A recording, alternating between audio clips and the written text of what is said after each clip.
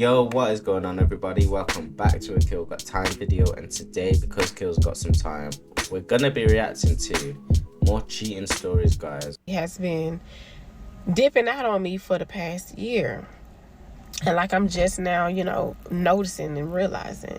So basically, within the last year, he's been gone more often, like for week or weeks at a time. And then when he do come back, he have to leave right back out like two or 3 days later. So I'm like, ain't no way. So in my head, I was like, this man got a whole family somewhere else, because you keep having somewhere to go every damn month. And that was unusual for me, or whatever. And then when he comes back in town, we try to hurry up and do stuff, with me, with the kids. And then it's like, it don't really, the vibes be off, because he be damn tired. My bad, somebody was calling me. But yeah, he be tired. So it's like, we be trying to have a good time, with the kids and stuff. But it's like, he really be looking like he just be wanting to get some rest, because he have to fly back out for work. So I'm gonna tell y'all, what he do for work, a little down in the story. So yeah. So he's been going often, coming home tired. Sometimes, like, normally he'll like let me know before time when he got somewhere to go or need be. Lately he haven't been doing that. Like, he'll just be like, oh dang, I just remember I gotta go here in the next 2 days. And I'd be like, why you ain't tell me? Like, why you just now telling me? Because I know you been knew way before now, way before you telling me now, or whatever. So he was like, yeah, but I just be having so much going on, I forget, blase blase. So I just been overlooking that as well. Like, okay, the man busy, or whatever. So I started to be like, okay, well, let me come to, like, on some of your business trips. I don't have to be around. I can just, be. Yeah, I was just about to say, she not in his business enough. As your as fiance, y'all saying, she said the kids. So I don't know if it's their kids together or just her kids, but if it's their kids together, yeah, you gotta be all up in his business, man. Yeah, you go on the business trips with him. In the hotel, which, till you get done doing what you're doing, so that we can just have more time together. And it's like, it will be a problem. Like, I can't come, but he'll be like, oh, my sister, one of my sisters live out here. She gonna stop by, and blah, blah, blah. I'm like, sister? But you act like I can't come. Acting like I can't come and spend time with you, your fiance, So that's how I all got. That's how. All right, I'm gonna tell y'all about the time that my ex-boyfriend cheated on me, and in turn it actually. Was that it? Where'd the rest of the story go? That can't be it. Bro, what? Act like I can't come and spend time with you, your fiance, So. Oh, I just read up here, part 1. The Davis. Yeah, I'm not about to go find that. That's how I all got. That's how. All right, I'm gonna tell y'all about the time that my ex-boyfriend cheated on me, and in turn it actually, I ended up saving somebody's life. Weird, I know. But literally, I'm just making tomato and toast. I just love tomatoes, and I love bread, and together the combo was amazing. But I forgot my olive oil. But anyways, so, yeah, my ex at the time, we had been dating probably about, I think at this point we were in it for over a year. I think close to almost 2 years, something like that. Anywho, one night, I'm supposed to be picking him up from work, which at the time, he did part-time working as a bouncer at this bar that I used to bartend at. Funny, that's how we met, of course. You should have known. That's not where you meet your husband. It's not at the bar. I'll tell you that. But anywho, Did somebody pull in? I don't know. Maybe a customer came. No, I don't think so. But so I go to pick him up, and it's like late, you know. He's like, I actually got out early, so I was like, okay, bet. He's like, but I'm gonna have a drink with some of the guys. So I was like, okay, no problem. I was with my homegirl anyway, so it's no big deal. And then I texted him that I was like, hey, I'm on the way, because I was getting tired, like it was getting late, I was ready to go home. And he didn't respond, but that was okay, because like obviously like I pull up there whenever, it's no big deal. Y'all like wet tomato on toast? Don't know about that one still. Well, tell me why when I pulled up, this motherfucker is making out with another female. I don't want to degrade her because honestly she was just the slime of the town anyways, but anywho, I was kind of like shocked. Slime of the town. Hold on. Imagine me. Well, imagine you're just chilling and then you come across this TikTok video and it happens to be you that she's talking about, and you hear yourself get referred to as the slime of the town. Wow. That actually hurt my feelings. Dang, I saw a cop slowing down. I didn't even do nothing. I thought I was in trouble. But anywho. Okay, man. And normally I would beat the fuck out of somebody, but like for some reason, I think I was in such shock that I literally had my jaw on the floor, turned around and went straight to my car, got in and just started speeding. Like I just started driving because I was like, I need to get the fuck out of there. And I think my mind was just going crazy. Like I couldn't believe what I had just seen. He's blowing up my phone. I'm not answering. Like it really, really did suck because like I genuinely thought I was in love with that fucking nerd. Whatever. Anyways, so and like for it to be heard, bro, like not trying to be like that, but it's just like, come on. Not that it should be any female. It's just the disrespect was just crazy. So anywho, he's blowing me up. I'm not answering. I decide to go. I take a route home that I normally never take. And as I'm driving, I get around this corner. There's this bend. And you know, like the telephone poles and all the lines and stuff? Well, it's in the road. And all these wires are like in the road. It looked like a fucking movie scene. And this car is on this front lawn, upside down, like on its head, engulfed in flames. But get this, the power lines are so close to the flame, I'm freaking out because I'm like, dude, if that catches fire, we're fucked. And it's on both sides. So how did she like Superman her way into saving somebody in this situation? Not tell me she's dragging people out of burning cars. I'm gonna have to call Kat.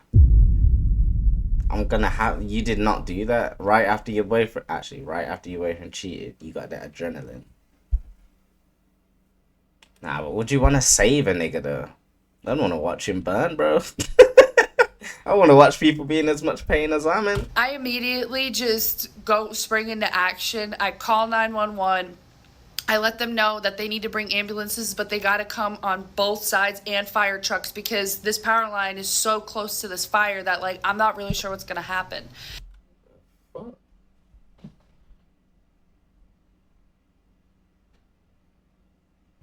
One sec, yo.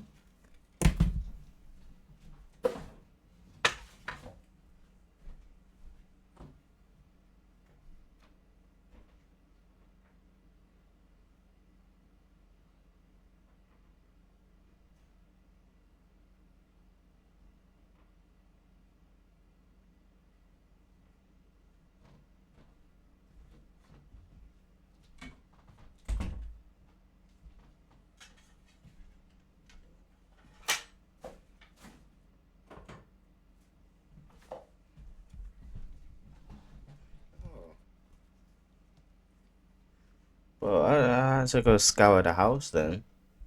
Bro, my door just opened. Just by itself, my door literally just opened.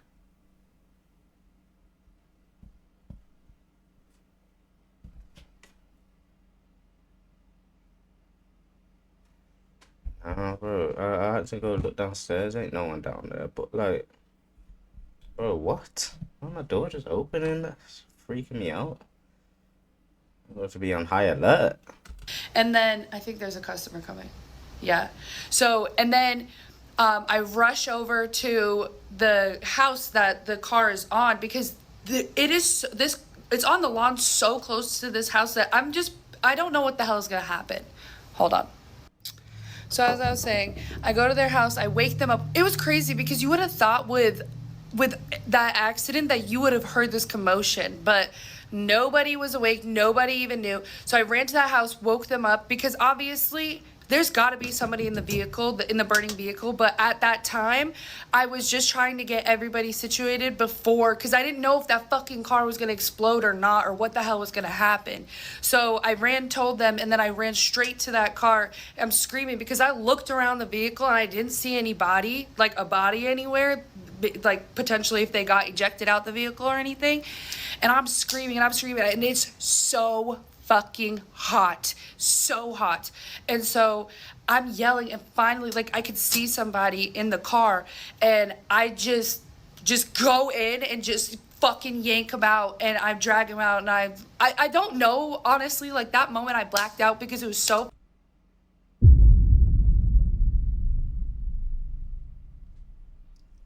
Is anyone else calling cap on this? I don't know about this one, man. I don't know. And you just got your boyfriend tonguing down someone else's throat? The slime of the town? Now you're talking about you're springing into action, dragging people out of cars, out of burning cars. Plus, how much do you think people weigh? How much do you think people weigh? I know you got some adrenaline, but really? You just casually pull in 60 to between 60 and 100 kg. Casually. I don't know about this one, guys. Fucking hot, and like so much was happening. My adrenaline was pumping, and all I knew is I had to get that guy out of the car. Guy? A guy as well? And the car's upside down, flipped. And you're talking about, yeah, I just went in there. How'd you go in there? Did you open the door? Was the window bust? Did you actually have to crawl in? I'm sorry, I'm calling cap on this. Got him out the fucking car, and then I'm yelling at him because he's disoriented, obviously. I'm like, is there anybody else? Is there anybody else? I can't really see, like, well in that car. It's so fucking engulfed in flames. And he's like, what's going on? What's going on? He's like, no, nobody else is with me. I'm like, are you sure? Because I'm scared. Like, what if there's a kid or something? And then finally the cops come. He's trying to come too. All these neighbors come out, you know, ambulance, fire trucks, everybody's there. And then basically they all like applaud me. They're like, you honestly just saved this man's life, because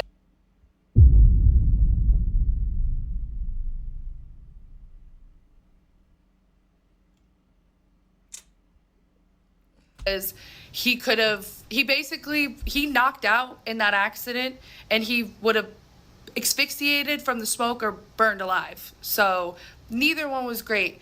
But I say that to say this, it's just crazy that, like, when I was driving and thinking about what I had just seen and like everything I had felt, like I genuinely felt like my entire world ended when that happened with my ex. And after that situation, it made me realize that, like, life is truly so precious, and that no matter the heartbreak or anything, there is more to come. There's always something to look forward to. So even if, like, somebody hurts you or whatever, like, it's not the end. It's never the end. And you always have something to learn and gain from your experiences. What did she do? I want to know. What did she done something vile. She done something vile. For God must have given her a chance. Like, you want to repay your karma? Look, I'm going to show you your boyfriend cheating on you. You want a second chance? You best go save that nigga in that burning car. That must have been the conversation her and God had. Because, bro, what? I'm calling absolute cap. You're not running up in burning cars, saving people after just having your heart crushed. Talking about, yeah, I just took a different route. I normally don't go this route. Bitch, shut up. Jesus! Silence. Cap. We're calling, sorry guys, we're calling cap on this. We're calling cap on this one. Or she, like, done something horrible. to where she needed to repay as some type of karmic universal debt. And so yeah, that encounter actually really did change my life, in many ways, like my perspective on things, because after that happened, obviously I didn't know the guy, I didn't know anything. I just gave them my info and I left, like my statement and everything. And about a month or two later, I remember it was December, and at the time I had did pizza delivery as a part-time job, and so I was delivering, and I get to the house, whatever, and this guy answers the door, and he looks familiar, but I don't realize I recognize him. And then he looks at me, he's like, "Hey, are you so and so?" And I was like, "Yeah, like, do I know you?" And he goes, "You're the one that actually saved my life." He's like, "I had a seizure while I was driving, and that's how the accident happened." And he's like, "And if you weren't there, I would have died." And I was like I have goosebumps even when I tell the story still, like, and think about it. But he was like, thanked me, tried to repay me, whatever. I said, no, actually, like, you were a gift too in disguise. You just don't know it. But yeah, so. Now you're declining money. Okay, Wonder Woman. Who's next? I've been unintentionally gatekeeping this story, and now it's time. About a month ago, I went on a first date with a man I had met on Hinge. We'd been talking for like almost a month before we went on this first date. Y'all know I got like permanently banned on Hinge.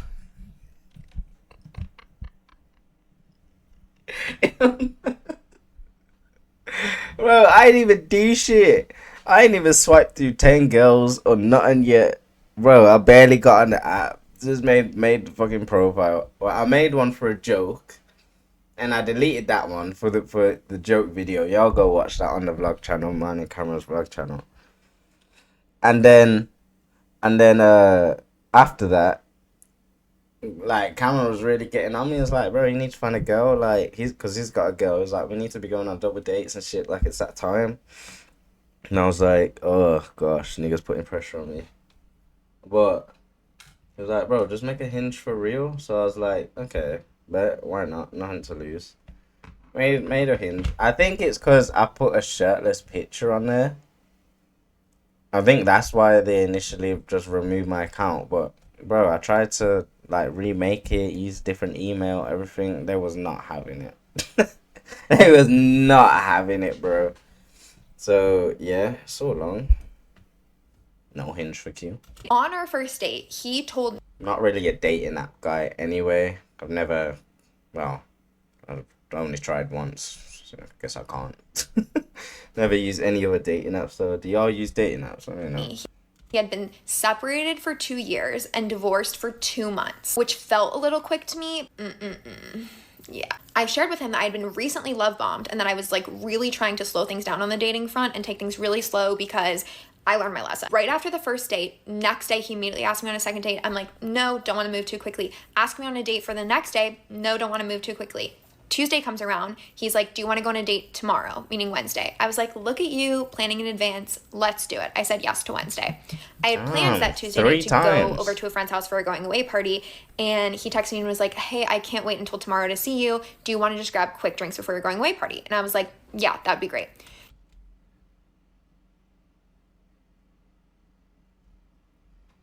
That's your first strike. Remember, we give 3 strikes around here. Actually, no, 1. The constant messaging was the first strike. He asked you 3 times. 3 different times. And you said yes on the 3rd.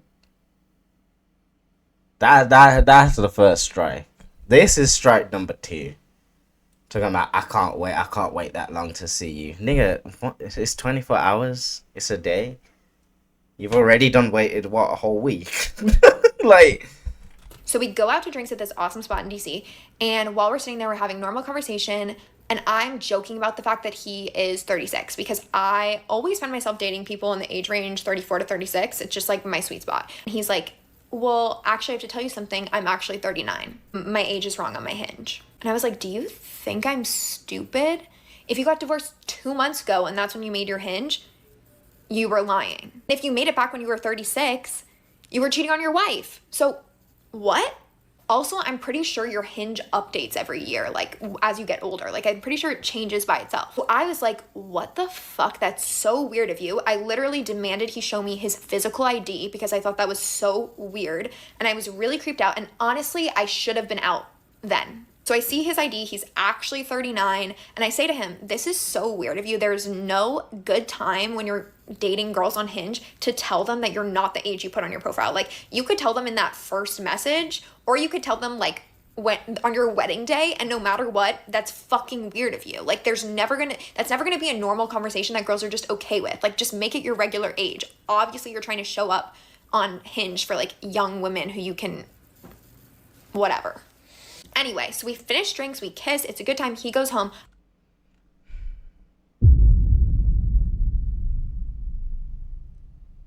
Third strike. Third strike. Anything from here on out is your fault. We know how this goes, guys. We've done how much of this now? No, we've done nearly an hour of these damn stories. After the third strike, you have to take action. You saw the third strike and said, oh, okay, that's weird. But I'm still going to kiss you. I'm still going to get drunk with you. Anything here on out is her fault. I don't care. I go to my friend's going away party and I pose a question to the group. I'm like, hey, he lied to me about his age. It feels kind of sus. What does everyone think? My best friend, who was right, is like, get out of that situation. That is freaky, girl. Yeah. But all my other friends at the party were kind of like, oh, you're just collecting data. Like, that's a first data point. Like, yes, that's concerning, but why don't you collect more data and see how you feel about the guy? Because at the time, I really liked him. We had great chemistry. He was super attractive. Like, we just vibed. But also, like, maybe part of that vibe and part of why that was exciting is because I could sense, like, something was off, or, like, we had that chemistry because, like, there was that excitement and spark. But, like, a lot of the time, like, good, healthy relationships start, like, more of a slow burn, or, like, with a friendship. Like, I should have known that that spark was indicative of, like, there's something wrong here. So now it's Wednesday. It's time for our pre-planned date. And the first 2 dates he had come into DC for me. He lives in Maryland. So I said, hey, I'd be happy to come out to Maryland for you. I feel badly that you're always coming to DC. And he was like, well, you don't have a car. And I was like, I have a Metro card. And have you ever heard of the app Uber? Or do 36-year-olds not know about Uber? He was like, oh, I have a surprise for you. Be ready at 7.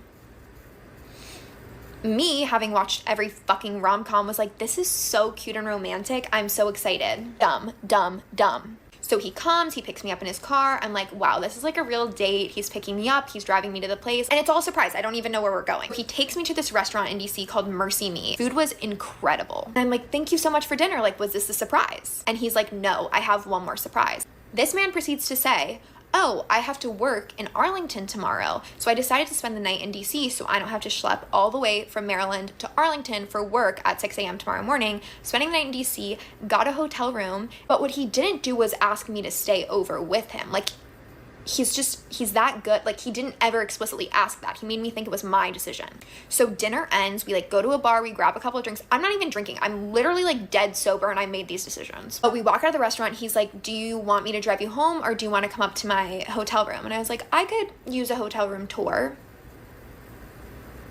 I go, hotel room tour, one thing leads to another. Take that as you will.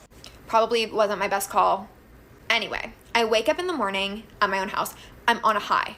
I'm like, last night was so amazing. He's texting me. I'm like, we're getting married. But then I'm sitting there and I'm thinking really hard about it.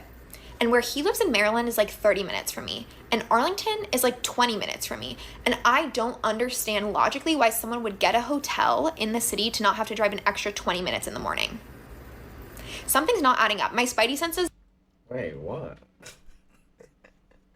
What?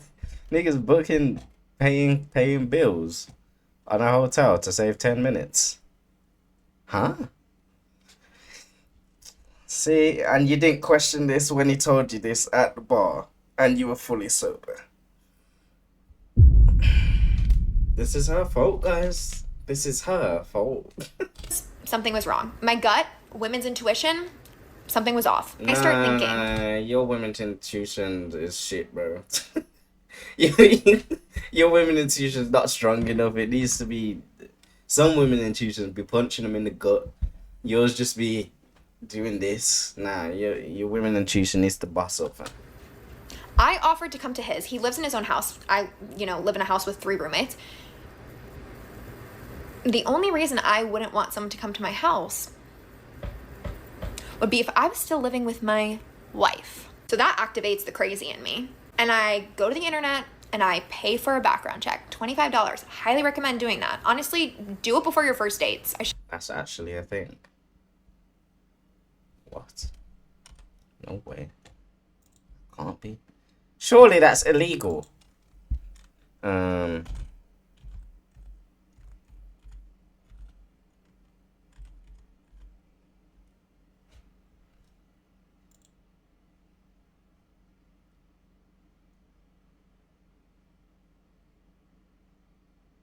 No way.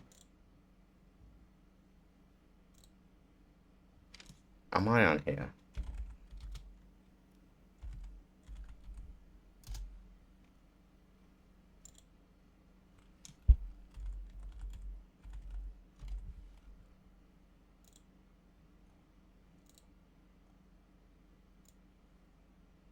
Oh, state, America. I don't know how. I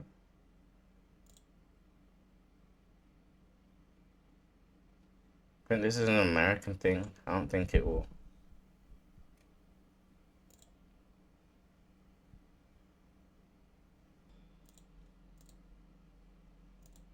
Should have done it way, way back. And I find every single thing about this man, right? Like his entire family, every address he's lived in since his college dorm, every traffic citation he's ever gotten, every piece of dirt on this man. And you know what isn't there? Divorce papers. So I start freaking out. I'm like, why are there no divorce papers? Could they be sealed? Like, are divorce papers even public record? I've never been divorced. I call the Maryland County court system and I ask them, hi, do you have any... You called the court system? Jesus! Oh my gosh. Bro.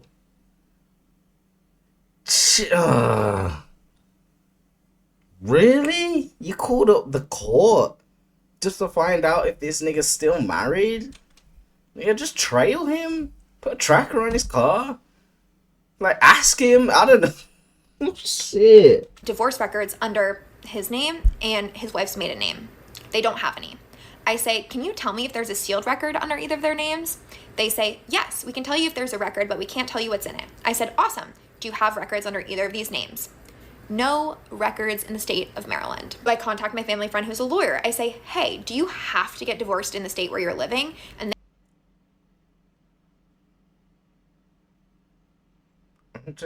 she's doing a lot.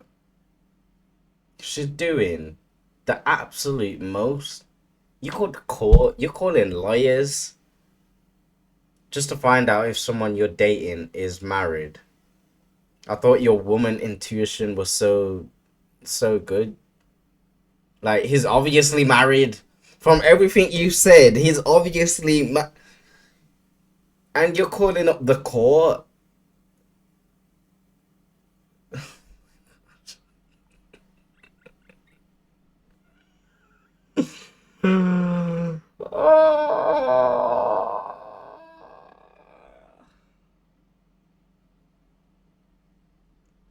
they said, yeah, you have to get divorced in the state where either you or your partner is living. And I had both their names on the lease of their home address from my background check. I knew they both lived in the state of Maryland since 2012. If they had gotten a divorce, it would be in the Maryland court system.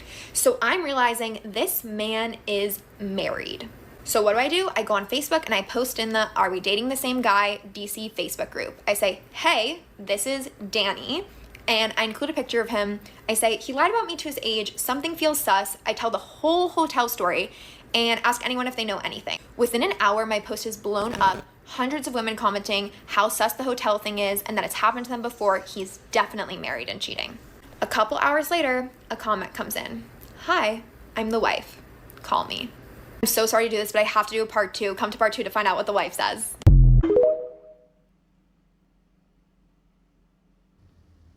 Let me just tape my reaction right now. I'm shaking. Okay, no, I'm sorry. I can't even do the rest of this. It's gonna have to be another video. I'd cheat on this bitch too, just by the way she looks. Well, yeah, y'all, that last one, nah, that just annoyed me. That actually just annoyed me. Like, bro, that should be illegal. That should actually be illegal. Doing that much investigation, bro. You're calling up the court like they don't got better things to do than tell you whether your man's married or not. Yeah, he's obviously married. Gosh, man, stupid, just stupid. But anyway, y'all. Yeah, comment down below. Let me know what you think, man. Like and subscribe. Videos dropping every single day, 5:15 UK time. So make sure you pull up tomorrow. I'll see you then. Go binge the rest of the channel. Yeah. Peace, love, and prosperity. I'm out.